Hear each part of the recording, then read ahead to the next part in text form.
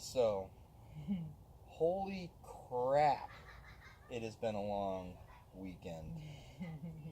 I don't even know how else to say it. So, I guess we left off, we were kind of bracing the fact that there's a very strong chance we might not go on this trip. But we were still going to work to make this happen, and we did. And thank God Anthony is doing very well. He's even doing chores reluctantly, which is huge. That's when you know they're okay, is when they're not faking to be sick. Boys are doing great. So we kept on going, and we haven't really run into any hiccups that have made us postpone the trip. There's been a couple things that haven't been great, but not bad stuff. We got the trailer's on wheels now, and it's drivable. We've been driving it around.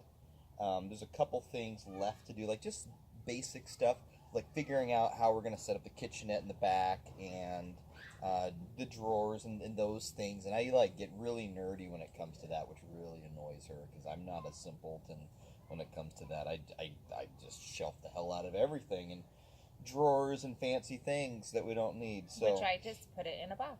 Yeah, she puts it in a box. No big deal. I'm Boxes sorry. are good. Yeah. Anyways, we struggle with that together.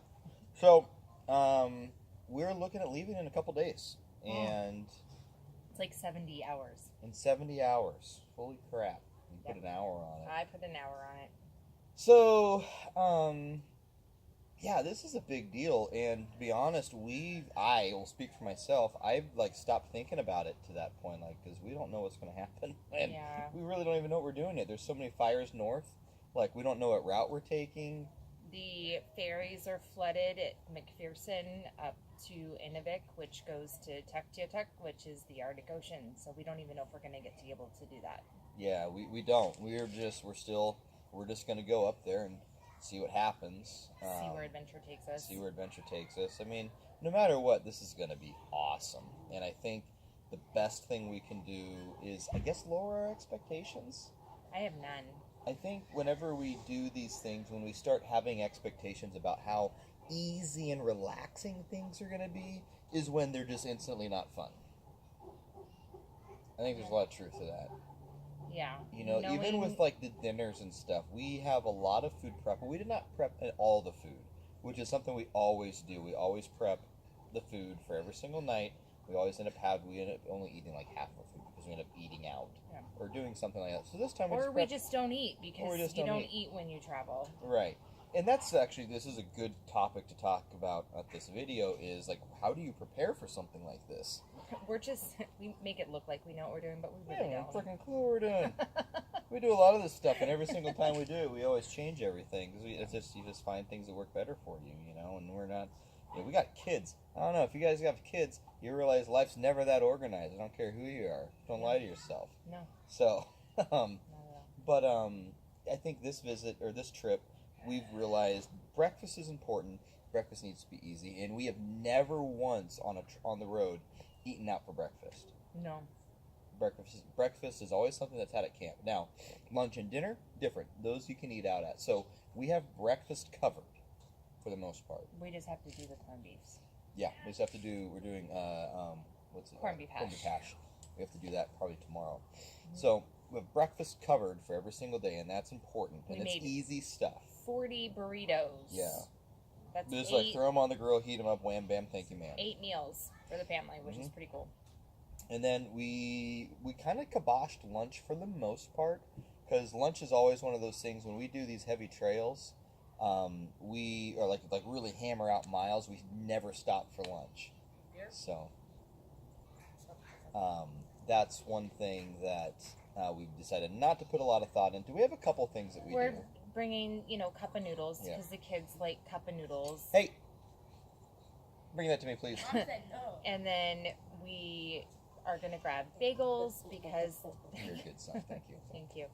The kids love bagels and cream cheese, which is a super easy fix. We have extra oatmeal in case, burritos aren't enough. We have oatmeal to fill that void. Yeah.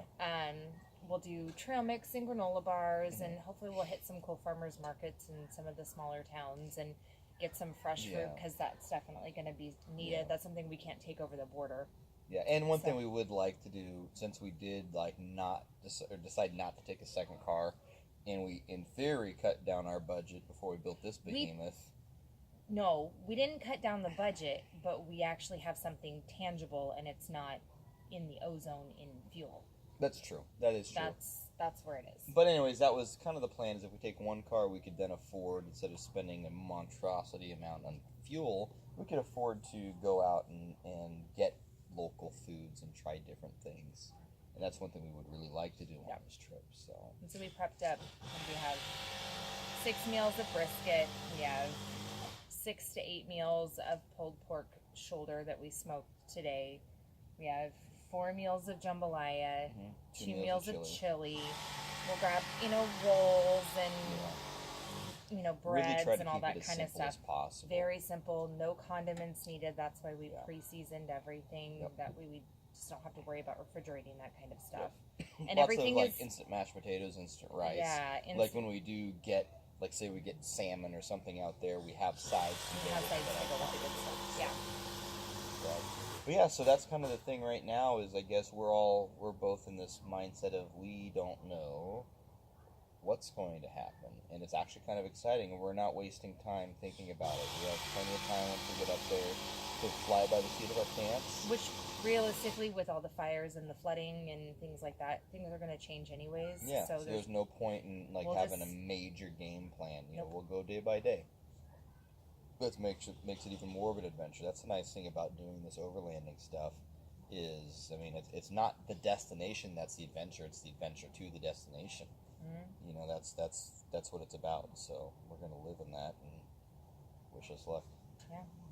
So I think we have 70 hours, you said, and counting. Mhm. We still have a lot to do. We really got to pack. I think Rebecca's got everything packed. The kids are packed, and like We just need to make sure Yeah. we need to, write out a list of every single stupid thing that we use. Make sure we have everything. Make sure it fits in the rig and in the trailer. spatulas and knives God, and we always cutting forget boards. That stuff. That's the stuff, and That's we the can't stuff we just go always buy forget. that kind of stuff out Definitely there. not on this trip. No. So I think that's it. Yep. Yeah. So wish us luck. Follow us. It's going to be an amazing adventure. We're nervous but very excited to do something like this. We're really flying by the seat of our pants. Don't ever consider us professionals. We're not. So, yeah. Cool, guys. We'll check in when we can. Have a great week. Thank you.